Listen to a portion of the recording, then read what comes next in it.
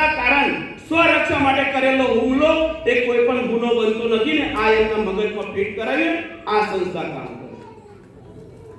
એટલા માટે કહું છું કે સંસ્થા સાથે જોડાવું આના માટે. આજ સુધી આવી કોઈ સંસ્થાએ તાકાતથી કોઈનો સાથ આપ્યો હોય ને તેવું બતાવો.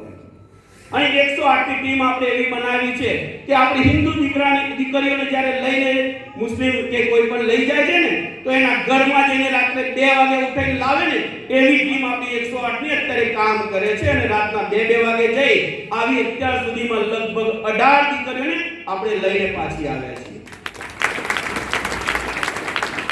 5 જેટલા કેસ એમના ઉપર ચાલે છે તે છતાં પણ અત્યારે એ ટીમ કામ કરે છે. બસ એટલા માટે સંસ્થા સાથે જોડાવું છું.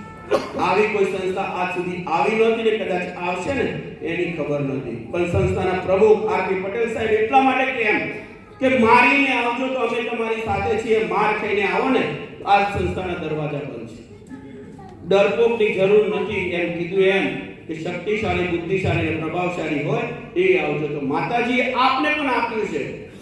આપણા જે દાદા છે ને એમનો જ્યારે આપણે એમનો ભૂતકાળ તપાસીશું તો ખબર પડશે કે ખેતરોની અંદર કામ કરતા હશે, કોઈના ત્યાં મજૂરી કરીને કામ કરતા હશે ને આજે માતાજીની દયાથી આપણા ઘરે 1 ગાડી 2 ગાડી ને એવા કેટલાય પરિવાર છે કે જેના ઘેર પોતાના 2 ચાર્ટર્ડ ફ્લાઇટ છે ને એ પણ ડબલ એન્જિન વાળા હોય એવા ચાર્ટર્ડ પ્લેન, હેલિકોપ્ટર એ આપણા પરિવારોમાં દેખાય છે. આ માતાજીની કૃપા છે. તો આપણને પણ જે આપ્યું હોય